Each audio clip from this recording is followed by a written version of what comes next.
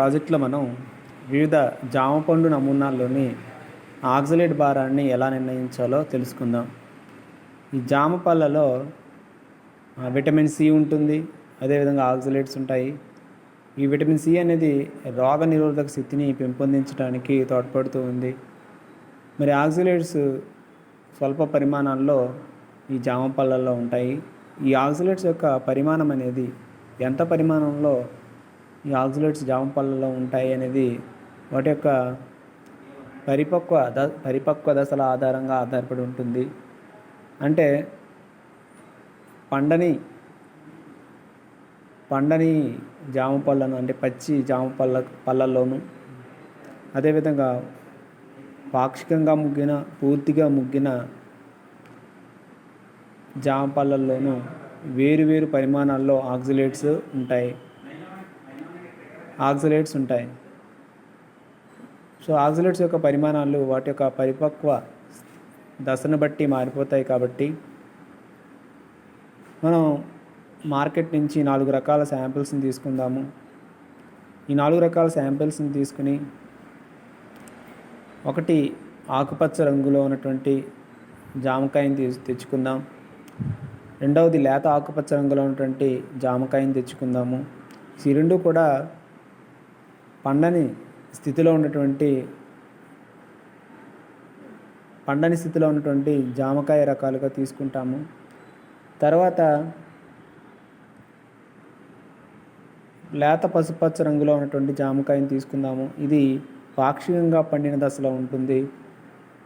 ఆ తర్వాత పసుపచ్చ జామకాయని తెచ్చుకున్నట్లయితే కనుక అది పూర్తిగా పండిన స్థితిలో ఉంటుంది అని చెప్పేసి మనం చెప్పచ్చు. ఈ విధంగా 4 రకాల జామకాయలను మనం మార్కెట్ నుంచి తీసుకొచ్చుకొని, సో అందులో ప్రతి శాంపుల్లోనూ ఒక 100 గ్రాముల జామకాయను కలెక్ట్ చేసుకుంటాం అన్నమాట. కలెక్ట్ చేసుకుని ఒక కలవంలో తీసుకుంటాం. కలవంలో తీసుకుని పెస్టిల్ సాయంతో జామకాయని గుజ్జుగా నూరుతామన్నమాట. గుజ్జుగా చేసి దానికి 100 మిల్లీలీటర్ల నీటిని కలుపుతాం. 100 మిల్లీలీటర్ల స్వేదన జలాన్ని కలుపుతాం. స్వేదన జలాన్ని కలిపి ఒక బున్సెన్ బర్నర్ పైన బేకర్లోని తీసుకుని ఇదంతాను,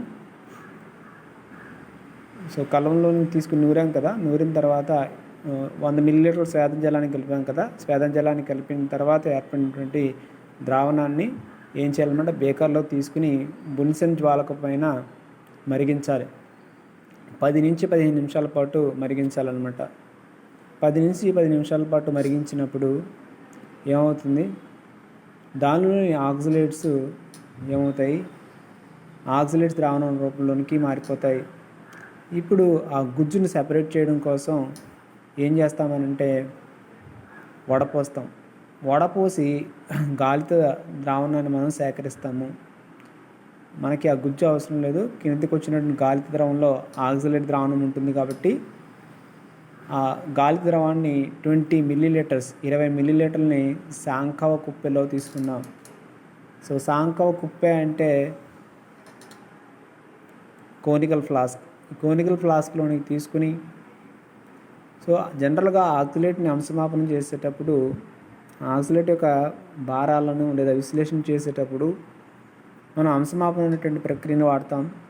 ఈ ఆక్సలేట్స్ని విశ్లేషణ చేయడం కోసం అంశమాపన ప్రక్రియ ద్వారా మనం ఎంచుకునే బ్యూరెట్లో తీసుకునేటువంటి మరొక ద్రావణం ఏంటంటే పొటాషియం పరమాంగనేట్ ద్రావణాన్ని తీసుకోవాలి. సో బ్యూరెట్లో పొటాషియం పరమాంగనేట్ ద్రావణాన్ని తీసుకుంటాం. దాని యొక్క నార్మాలిటీ ఎంత ఉంటుందంటే 0.1 నార్మల్ ఉంటుంది. 0.1 నార్మాలిటీ ఉన్నటువంటి పొటాషియం పరమాంగనేట్ ద్రావణాన్ని బ్యూరెట్లో తీసుకుంటాం. బ్యూరెట్లో తీసుకుని 20 మిల్లీలీటర్ల గాలిత ద్రవాన్ని కోనికల్ ఫ్లాస్క్లోని తీసుకుని, ఈ కోనికల్ ఫ్లాస్క్లో తీసుకున్నటువంటి ద్రావణానికి 20 మిల్లీలీటర్ల సజల H2SO4 ద్రావణాన్ని కలపాలి. సో ఎప్పుడు కూడా ఆక్సలేట్కి పొటాషియం పరమాంగనేట్కి అంశమాపనం జరుగుతున్నప్పుడు మనం ఈ అంశమాపనాన్ని 3rd సెమిస్టర్లో టైట్రేషన్స్ చేసేటప్పుడు కూడా మనం చేస్తాము. అదేవిధంగా ఇంటర్మీడియట్లో కూడా వస్తుంది. ఆక్సాలిక్ యాసిడ్కి KNO4కి అంశమాపనం చేసేటువంటి ప్రక్రియ మనం చూస్తూ ఉంటాం. సో ఈ ప్రక్రియలో ఎప్పుడు కూడాను ఆక్సలేట్స్కి అంశమాపనం చేసే ముందు 20 మిల్లీలీటర్ల సజలిస్టోస్ఫోర్ని కలుపుతాం. సజలిస్టోస్ఫోర్ని కలిపి 60 డిగ్రీల సెంటిగ్రేడ్ వరకు వెయిట్ చేస్తాం అనమాట. 60 డిగ్రీల సెంటిగ్రేడ్ వరకు వెయిట్ చేయడం అంటే బుడగలు వచ్చేంత వరకు వెయిట్ చేస్తాము. మీకు గుర్తుంది కదా, ఇక్కడ బుడగలు వచ్చేంత వరకు వెయిట్ చేసేవాళ్ళం. సో వెయిట్ చేసిన తర్వాత సో బీరుట్లో ఉన్నటువంటి 0.1 నార్మల్ పొటాషియం పర్మాంగనేట్ ద్రావణాన్ని బొట్లుగా కలుపుతూ అంశమాపనం చేసేవాళ్ళం. సో ఈ అంశమాపనం చేసినప్పుడు సో బ్యూరెట్ రీడింగ్ని నోట్ చేయాల్సి ఉంటుంది. ఇక్కడ అంతిమ స్థానం వద్ద ఏం జరుగుతుందంటే లేత గులాబీ రంగు ద్రావణం ఏర్పడుతుంది. ఎప్పుడైతే లేత గులాబీ రంగు ద్రావణం ఏర్పడిందో అంశమాపనం ఆఫ్ చేసి ప్యూరిట్ రీడింగ్ని నమోదు చేయాల్సి ఉంటుంది. ఈ విధంగా ప్రతి శాంపుల్ మనం తెచ్చుకున్నటువంటి 4 శాంపుల్స్ నుంచి కూడా 100 గ్రాములు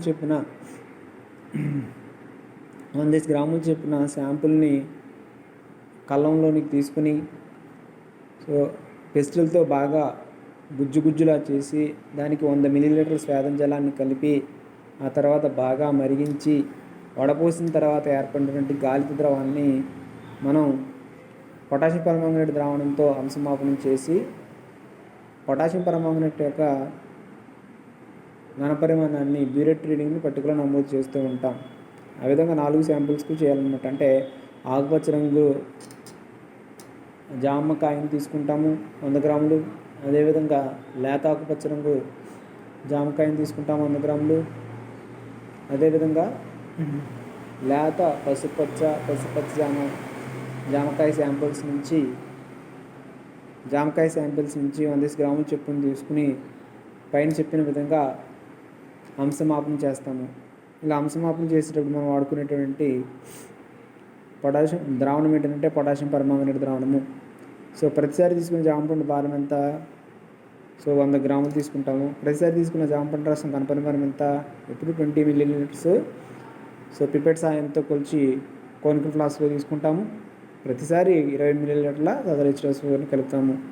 ఇప్పుడు ఇక్కడ చూడండి, ఒక టేబుల్ గీసినట్లయితే కనుక ఫస్ట్ కాలంలో జామపండు, సో రెండవ కాలంలో బ్యూరెట్ కొలతలు తొలి తుది, మూడో కాలంలో మనం అంశమాపనం చేసాం కదా KMnO4 ద్రావణంతో. సో KMnO4 ద్రావణం యొక్క నార్మాలిటీ 0.1 నార్మల్ KMnO4 ద్రావణం ఘనపరిమాణం తీసుకున్నాం. నెక్స్ట్ ఆక్సలేట్ యొక్క నార్మాలిటీ మనం కనుక్కోవాల్సి ఉంది. నార్మాలిటీ తెలిస్తే భారం తెలిసిపోతుంది. భారం ఎలా తెలుస్తుంది అంటే నార్మాలిటీ ఇంటూ 44 పెట్టి మల్టిప్లై చేస్తే ఆక్సలేట్ యొక్క భారం వచ్చేస్తుంది అనమాట. సో ఈ విధంగా ఆక్సలేట్ యొక్క భారాన్ని మనం కాలిక్యులేట్ చేస్తాం. ఫస్ట్ శాంపిల్ పండని స్థితిలో ఉన్నటువంటి ఆకుపచ్చ రంగు శాంపిల్ని తీసుకున్నాము. సో అంశమాపనం చేస్తే బ్యూరెట్ రీడింగ్ 5.7 వచ్చింది. సో 5.7ని ఉపయోగించి అంటే ఇక్కడ N1V1 = N2V2 అనేటువంటి ఫార్ములా వాడతాం అనమాట. సో 1లన్నీ ఆక్సలేట్కి ఇస్తాం, 2లన్నీ KMnO4కి ఇస్తాం. సో ఆక్సలేట్ N1 అనేది ఏంటి? ఆక్సలేట్ ద్రావణ నార్మాలిటీ, అదే మనం కనుక్కోవాలి. N1 కనుక్కోవాలి. V1 అనేది ఆక్సలేట్ ద్రావణ ఘనపరిమాణం ఎంత? 20 ml. మనం ఆక్సలేట్ ద్రావణం అంటే గాలి ద్రావణంలో 20 ml తీసుకున్నాం కదా. సో ఆక్సలేట్ ద్రావణం యొక్క ఘనపరిమాణం 20 ml అని రాసుకుంటాము. నెక్స్ట్ N2 అనేది ఏంటి? N2 అనేది బ్యూరెట్లో ఏం తీసుకున్నాము? పొటాషియం పర్మాంగనేట్ తీసుకున్నాము. సో 2లన్నీ పొటాషియం పర్మాంగనేట్కి ఇవ్వాలి. సో N2 పొటాషియం పర్మాంగనేట్ యొక్క నార్మాలిటీ ఇదంతా 0.1 నార్మల్. 0.1 నార్మల్ మనం నోట్ చేసుకుంటాము. 0.1 నార్మల్ N2. నెక్స్ట్ V2 ఎంత? పొటాషియం పర్మాంగనేట్ ద్రావణ ఘనపరిమాణము. పొటాషియం పర్మాంగనేట్ ద్రావణ ఘనపరిమాణము ఎంత? బ్యూరెట్ రీడింగ్ ఎంత వస్తే అంత రాస్తాము. ఇక్కడ ఎంత వచ్చింది? 5.7 వచ్చింది. సో ఇప్పుడు N1 = N2V2 ఫార్ములాలో N1 మనం కాలిక్యులేట్ చేయాలి. ఆక్సలేట్ ద్రావణ ఘనపరిమాణాన్ని కాలిక్యులేట్ చేయాలి. ఆక్సలేట్ ద్రావణం యొక్క నార్మాలిటీని మనం కాలిక్యులేట్ చేయాలి. So oxalate ద్రావణ normality N1 = N2V2/V1 అని రాస్తాం. సో N2 అని అంటే ఎంత? 0.1 నార్మల్. మరి V2 అంటే బ్యూరెట్ రీడింగ్ ఇక్కడ ఎంత వచ్చింది? 5.7 డివైడెడ్ బై ఆక్సలేట్ ద్రావణ ఘనపరిమాణం ఎంత? మనం పిపెట్ సాయంతో తీసుకున్నాం కాబట్టి 20 ml. ఎంత వచ్చిందన్నమాట ఆన్సరు? మనం ఫైనల్గా ఆన్సర్ క్యాలిక్యులేట్ చేస్తాం. 0.0185 ఎంత వచ్చింది. సో దాన్ని 44 ఇటు మల్టిప్లై చేస్తే కనుక ద్రావణం యొక్క ఘన పరిమాణాన్ని 44 ఇటు మల్టిప్లై చేస్తే ఆ ద్రావణం యొక్క నార్మాలిటీని 44 పెట్టి మల్టిప్లై చేస్తే మనకి ఆక్సిలేట్ యొక్క భారం వచ్చేస్తుంది. అంటే 100 గ్రాముల ఆకుపచ్చ పండాని దశలో ఉన్నటువంటి జామకాయ శాంపుల్ తీసుకున్నట్లయితే అందులో ఆక్సిలేట్ ఎంత ఉంటుంది? 1.25 గ్రామ్స్ ఉంటుంది. అదేవిధంగా పండిన దశలో ఉన్నటువంటి అంటే కొద్దిగా ఆకుపచ్చ రంగు కంటే కొంచెం లేత ఆకుపచ్చ రంగులో ఉన్నటువంటి పండని దశలో ఉన్నటువంటి లేత ఆకుపచ్చ రంగు జామకాయని తీసుకున్నట్లయితే కనుక మన అంశమాపన చేసినప్పుడు బీరట్ రీడింగ్ 5 వచ్చింది. సో ఈ 5 ఆధారంగా చూసుకుని రాసే యాంపిల్లో ఆక్సిలేట్ యొక్క నార్మాలిటీ ఎంత ఉంటుంది? ఆక్సిలేట్ యొక్క నార్మాలిటీ N1 = N2V2/V1 అని రాస్తాం. N2 ఇక్కడ 0.1 నార్మల్, V2 ఇక్కడ పొటాషియం పరమాంగనేట్ ద్రావణ ఘన పరిమాణం. పొటాషియం పరమాంగనేట్ ద్రావణ ఘన పరిమాణం ఎంత వచ్చింది? ఇక్కడ 5 వచ్చింది. /20 కాలిక్యులేట్ చేసినట్లయితే 0.0250 వచ్చింది. సో ఆక్సిలేట్ భారం 1.1 గ్రామ్స్ వస్తుంది. ఆ తర్వాత లేత పసుపచ్చ తీసుకున్నాం అనుకోండి. ఈ లేత పసుపచ్చ జామకాయని మనం సెలెక్ట్ చేసుకున్నప్పుడు ఇది పాక్షికంగా పండిన దశలో ఉంటుంది. ఇక్కడ బీరట్ రీడింగ్ 4.1 వస్తుంది. సో దీని నుంచి ఆక్సిలేట్ ద్రావణం యొక్క నార్మాలిటీ ఫార్ములాను అనుసరించి 0.1 పొటాషియం పరమాంగనేట్ ద్రావణం యొక్క ఘన పరిమాణం 4.1 ఏం రాసుకోవాలి? ఆక్సిలేట్ ద్రావణ ఘన పరిమాణం 20 ml రాసినట్లయితే 0.205 వచ్చింది. ఆక్సిలేట్ భారం 0.90 వచ్చింది. నెక్స్ట్ 4th శాంపుల్ పసుపచ్చని పూర్తిగా పండినటువంటి జామకాయని తీసుకున్నట్లయితే బీరట్ రీడింగ్ ఎంత వచ్చింది? 3.5 వచ్చింది. చూడండి, బీరట్ రీడింగ్. సో జామకాయ పరిపక్వ దశ పండిన దశలోనికి వెళ్ళే కొద్ది బీరట్ రీడింగ్ ఏమైంది? తగ్గిపోతూ వచ్చింది. చూడండి, గమనించండి అది. సో తగ్గిపోతూ వచ్చినప్పుడు సో దీన్ని బట్టి ఆక్సిలేట్ యొక్క పరిమాణం కూడా తగ్గిపోతూ వస్తుంది. చూడండి, ఎందుకని ఇక్కడ మనకి ఈక్వేషన్లో ఈ వాల్యూ బీరట్ రీడింగ్ అనేది న్యూమరేటర్లో ఉంది. సో న్యూమరేటర్ వాల్యూ పెరిగినట్లయితే ఏమవుతుంది? ఆక్సిలేట్ భారం కూడా పెరుగుతుంది, తగ్గినట్లయితే తగ్గుతుంది అనమాట. సో పైనుంచి కిందకి పొటాషియం పరమాంగనేట్ ద్రావణం యొక్క ఘన పరిమాణం తగ్గుతూ ఉంది కాబట్టి ఆక్సిలేట్ భారం ఏమవుతుంది అనమాట? తగ్గిపోతుంది పైనుంచి కిందకి. ఓకేనా? సో ఇప్పుడు ఆక్సిలేట్ భారం చూడండి, పూర్తిగా పండిన తీసుకున్నట్లయితే 0.77 ఇంకా తగ్గిందనమాట. అంటే దీన్ని బట్టి ఏమర్థం అవుతుంది? జామకాయ శాంపిల్స్ని తీసుకున్నట్లయితే పండని దశలో కంటే పండిన దశలో ఏమవుతుందన్నమాట? ఆక్సిలేట్స్ చాలా తక్కువగా ఉంటాయి, ఆక్సిలేట్స్ పరిమాణాలు తక్కువగా ఉంటాయని చెప్పేసి మనం చెప్తూ ఉంటాము. ఓకేనా? సో ఈ ప్రాజెక్ట్ నుంచి మనం ఏం నేర్చుకున్నామనంటే, సో వివిధ జామపండు నమూనాల్లో ఉన్నటువంటి ఆక్సిలేట్ శాతాలను మనం కాలిక్యులేట్ చేసాము. సో ఫైనల్ కంక్లూజన్ ఏంటంటే కనుక, సో పండని దశలో ఉన్నటువంటి పండిన దశలో ఉన్నటువంటి జామ పళ్ళతో పోల్చినప్పుడు పండని దశలో ఉన్నటువంటి జామ పళ్ళలో ఆక్సిలేట్స్ ఎక్కువ పరిమాణంలో ఉంటాయి, అవునా? మరి పండిన దశలో ఆక్సిలేట్స్ తక్కువగా ఉంటాయని చెప్పేసి మనం కంక్లూజన్కి రావచ్చు. ఇది ఈ ప్రాజెక్ట్ యొక్క కంక్లూజన్.